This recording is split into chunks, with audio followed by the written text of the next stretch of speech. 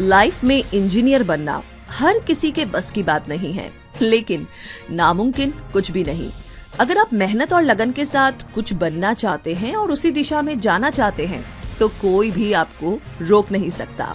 नमस्कार दोस्तों, स्वागत है आपका क्विक सपोर्ट चैनल में। तो आज बात करेंगे इंजीनियरिंग के बारे में, क्योंकि इंजीनियरिंग की पढ़ाई में भी कई सारे अलग अलग इंजीनियरिंग कोर्सेज होते हैं। किसी का इंटरेस्ट सिविल इंजीनियर में, किसी का सॉफ्टवेयर इंजीनियर में और किसी का कंप्यूटर इंजीनियरिंग में होता है। तो आप एक कंप्यूटर इंजीनियर अगर बनना चाहते हैं तो आज का ये वीडियो आपकी पूरी हेल्प करेगा। तो आइए जानते हैं कि कैसे एक सक्सेसफुल कंप्यूटर इंजीनियर बन सकते हैं।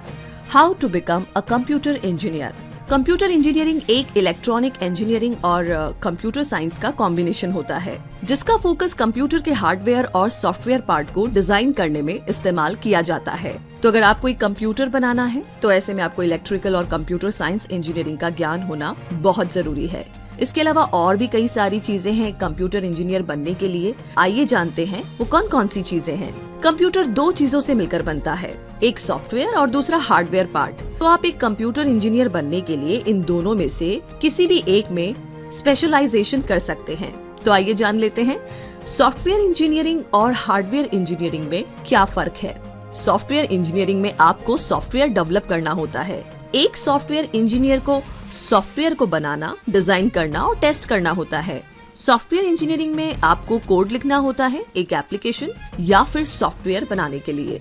दूसरा है हार्डवेयर इंजीनियरिंग। तो हार्डवेयर इंजीनियरिंग में आपको कंप्यूटर के सभी तरह के पार्ट्स जैसे कि माउस, कीबोर्ड, सीपीयू, मदरबोर्ड इत्यादि के बारे में रिसर्च करना, डिजाइन करना, डेवलप करना और टेस्ट करना, नेटवर्किंग इत्यादि का काम होता है। अब आगे अगर बात की जाए कंप्यूटर इंजीनियर बनने के लिए योग्यता यानी कि क्वालिफिकेशन में क्या जरूरी है, तो पहला है 12वीं पास होना चाहिए साइंस सब्जेक्ट से मैथ्स के साथ, और दूसरा है कि 60% यानी कि 60% मार्क्स फॉर एंट्रेंस एग्जाम देना होगा।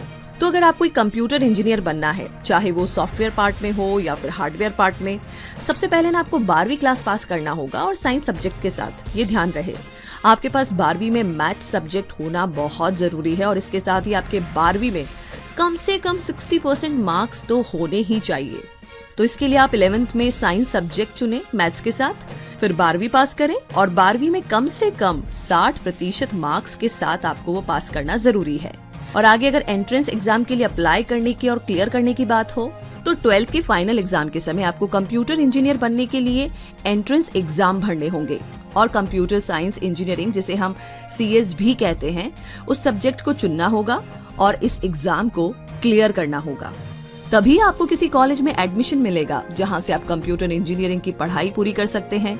इंडिया में कई सारे एग्जाम है जैसे कि IIT, AIEEE, ये ऑल इंडिया लेवल के एग्जाम है जहां से आप इंजीनियरिंग पूरी कर सकते हैं। तो ये हम आपको कुछ इंजीनियरिंग एंट्रेंस एग्जाम की लिस्ट बता रहे हैं। इन एग्जाम्स को क्लियर करके आप कंप्यूटर इंजीनियरिंग की पढ़ाई कर सकते हैं।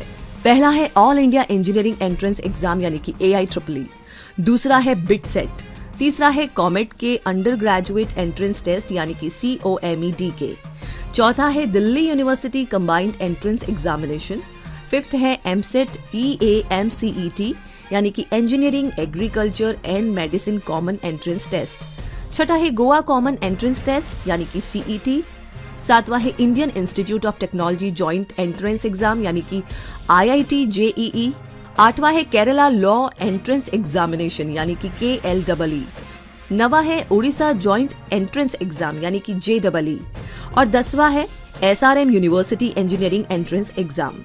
तो इन एग्जाम्स के बाद अगर बात करें हम काउंसलिंग की और कॉलेज चूज करने की, तो जैसे ही आप एंट्रेंस एग्जाम क्लियर कर लेंगे इसके बाद अब आपको कॉलेज में एडमिशन के लिए काउंसलिंग करनी होगी, जिसमें आपको आपके मार्क्स यानी कि रैंक के हिसाब से कॉलेज दिया जाता है। तो जितने अच्छे आपके मार्क्स होंगे उतना ही बढ़िया आपको कॉलेज मिलेगा। और अगर आखिरी में बात करें कंप्यूटर इंजीनियरिंग की पढ़ाई पूरी करने की, तो जैसे ही आप एंट्रेंस एग्जाम को क्लियर कर लेते हैं इसके बाद आप computer science and engineering courses में एडमिशन ले सकते हैं और अपनी कंप्यूटर इंजीनियरिंग की पढ़ाई को कंप्लीट कर सकते हैं। ये कोर्स पूरे 4 साल का होता है, यानी कि आपको 4 साल तक पढ़ाई करनी होगी कंप्यूटर इंजीनियर बनने के लिए। तो जैसे ही आप कंप्यूटर इंजीनियरिंग की पढ़ाई को 4 साल कंप्लीट कर लेंगे उसके बाद आप एक कंप्यूटर इंजीनियर कहलाएंगे। इसके बाद अगर आप कंप्यूटर में मास्टर डिग्री यानी कि स्पेशलिस्ट बनना चाहते हैं तो इसके लिए आपको एमटेक जैसे कोर्सेज के लिए एंट्रेंस एग्जाम देना होगा और इसे क्लियर करना होगा। और हम उम्मीद करते हैं कि हमारा ये वीडियो आपके लिए बहुत ही यूजफुल और हेल्पफुल रहेगा। तो अगर ये वीडियो आपको पसंद आया है तो इस वीडियो को लाइक कीजिए, शेयर कीजिए, चैनल को सब्सक्राइब कीजिए और हमारे लेटेस्ट वीडियो को देखने के लिए इस बेल बटन को जरूर दबाएं। इस वीडियो को देखने के लिए बहुत सारा धन्यवाद।